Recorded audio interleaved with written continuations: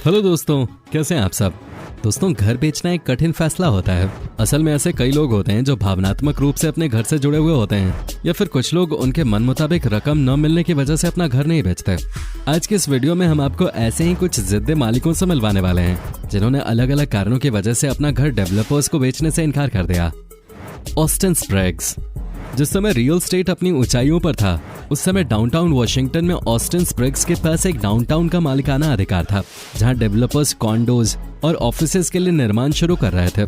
Developers ने इसके लिए ऑस्टिन के ऑफिस का चक्कर लगाना शुरू कर दिया और इमारत के लिए स्प्रेग्स को लाखों की पेशकश की, जिसने यहां 1980 के बाद से अपने छोटे से आर्किटेक्चर फर्म को रखा था।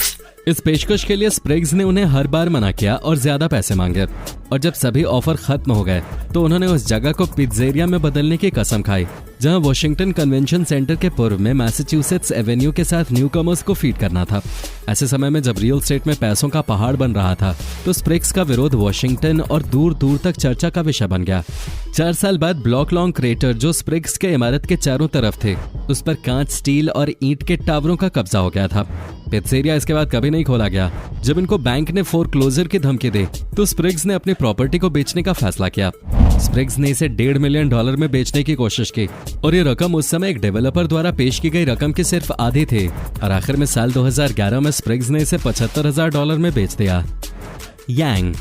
पहली नजर में देखने से यह घर ऐसा लगता है जैसे एक बड़े एक्सप्लोजन के बीच में बना हो और एक्सप्लोजन के बाद भी बरकरार हो, लेकिन ये 3 मंजिला इमारत जो ईशे हुबे प्रोविंस में एक हाईटेक इंडस्ट्रियल पार्क की कंस्ट्रक्शन साइट के बीच में है, ये चीन के तेजी से हो रहे शहरी विकास का शिकार हो गया है।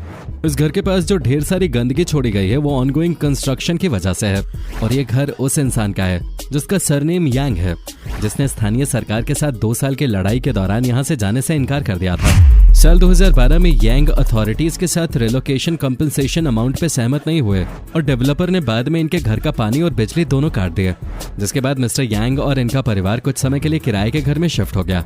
लेकिन बाद में जब इनकी बहू ने एक बच्चे को जन्म दिया, तो उसकी वजह से और कुछ आर्थिक कारणों के चलते ये लोग वापस आ गए, क्योंकि इनके घर की बिजली और पानी काट दी गए थे।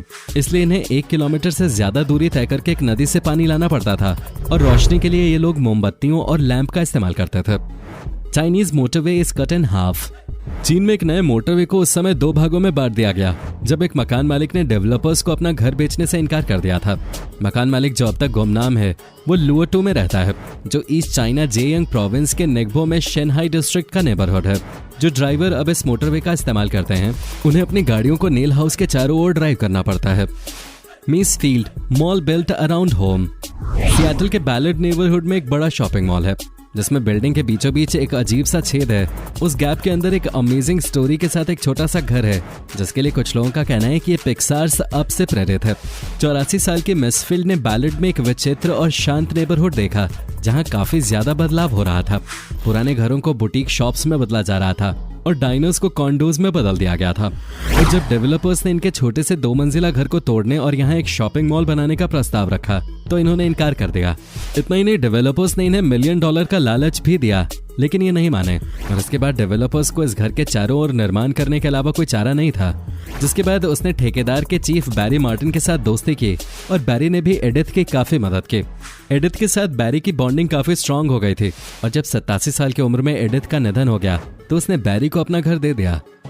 Number 5, Niu Chuangen and Zhang Zhongyun. साल 2012 में न्यू चुआंग और झांग जोंगयुन ने शेडोन प्रांत के जोशुआ में एक लोकल प्रॉपर्टी डेवलपर के रास्ते में आने की हिम्मत की, जिसका रिजल्ट ये हुआ कि 60 की उम्र में ये कपल जमीन के अपने छोटे से टुकड़े में फंसे रह गए, जबकि उनके चारों ओर जमीनें खोद दी गईं और गगनचुंबी इमारतों को खड़ा कर दिया गया।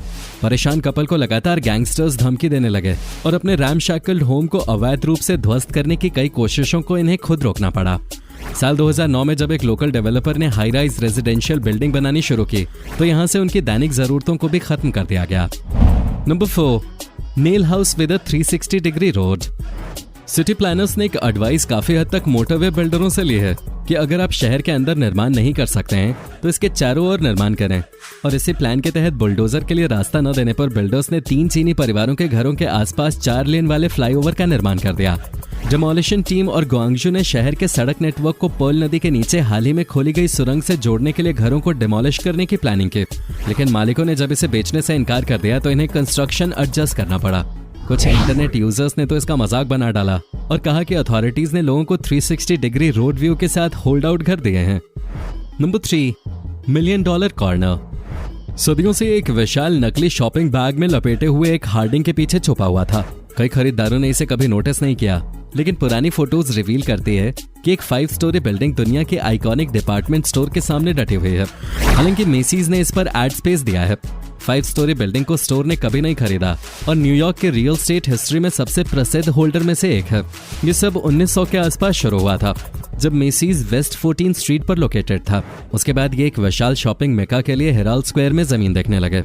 मेसीज ने एक वर्बल अग्रीमेंट किया था जिसके मुताबिक इन्हें 34th ब्रॉडवे के कॉर्नर पे एक प्लॉट खरीदना था, लेकिन एक एजेंट ने इसके खिलाफ एक साजिश रची और कहा कि इस 5 मंजिला इमारत को रॉबर्ट एच स्मिथ ने $3,75,000 में खरीदा है।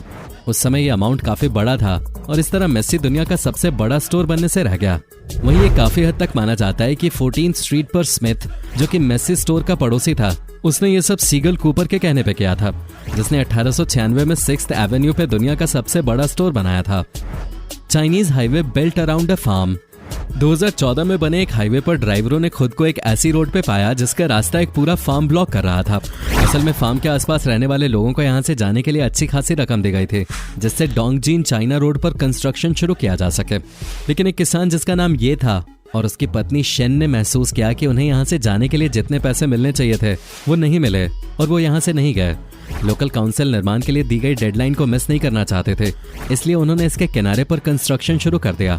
और जब मिस्टर टैंस का बार्न एंड यार्ड होम, जिसमें बकरी और कुछ मुर्गियां हैं, ये ईस्ट चाइना के शैंगडोंग इलाके में किसी भी कार के लिए रास्ता ब्लॉक करता है। हालांकि छोटी गाड़ियां साइड में बने पतले से ट्रैक से जाकर किसी तरह अपना रास्ता बना लेती हैं, जबकि ट्रक को यहाँ से वापस मुड़ना पड़ता है और बड़ा चक्कर लगाना पड़ता है। ऐसे में कार वाले कंस्ट्रक्शन वर्कर्स पे जमकर भड़कते हैं, क्योंकि उन्होंने यहाँ होने वाली परेशानी को नोटिफाई नहीं करवाया है और ये जीपीएस में भी शो नहीं होता है। Number 1, farm in the middle of a Japanese airport. Japan में नरीता एयरपोर्ट पर किसानों ने अपनी उस जमीन को बांटने से इनकार कर दिया जो एयरपोर्ट के बीच में है। सबसे ज्यादा आश्चर्य की बात यह है कि इनकी जमीन रनवे के बहुत करीब है और हर बार जब फ्लाइट टेक ऑफ करती है या लैंड करती है तो ये लोग एक झटके का अनुभव करते हैं। एयरपोर्ट के खुलने के बाद से लगभग 90 प्लेन्स एक दिन में अपने जिले के ऊपर से उड़ान भरते हैं। इतना ही नहीं, अक्सर जब प्लेन टेक ऑफ करते हैं या लैंड करने वाले होते हैं तो इनकी ऊंचाई 40 मीटर जितनी कम होती है और अक्सर इसका शोर 100 डेसिबल से ज्यादा हो जाता है, जो एक एलिवेटेड रेलवे पे सुनाई दिए जाने वाले शोर के बराबर होता है। ये सब तब शुरू हुआ जब नरीता में रहने वाले कुछ लोग इस बात से नाराज हो गए कि जापानीज गवर्नमेंट ने उनके घरों और खेतों से बाहर निकालने के लिए उनकी जमीन हड़पने की कोशिश की है, जिसकी वजह से उन्होंने सरकार के खिलाफ एक कठिन कानूनी लड़ाई लड़ी, जिससे उन्हें अपना घर वहीं रखने की इजाजत मिल गई। जिसके बाद सरकार ने एयरपोर्ट के निर्माण के लिए पर्याप्त जमीन ले ली, लेकिन सिर्फ एक रनवे के साथ, जबकि यहाँ के लिए 3 रनवे प्लान किए गए थे। अंतिम विरोध के 2 महीने बाद 1978 में यह फैसिलिटी खोली गई, जब नकाबपोश वामपंथियों ने एक फिनिश किए जा चुके कंट्रोल टावर पे कब्जा कर लिया और इसके इक्विपमेंट्स को तोड़ दिया। ये सेकेंड वर्ल्ड वॉर के बाद का सबसे बड़ा टकराव था जो 39 सालों तक चला और इसमें 13 लोगों की जान चली गई। उम्मीद है यह वीडियो आपको पसंद आई होगी और मजेदार भी लगी होगी। फिलहाल इस वीडियो में इतना ही, मिलते हैं नेक्स्ट वीडियो में। तब तक के लिए bye bye and take care.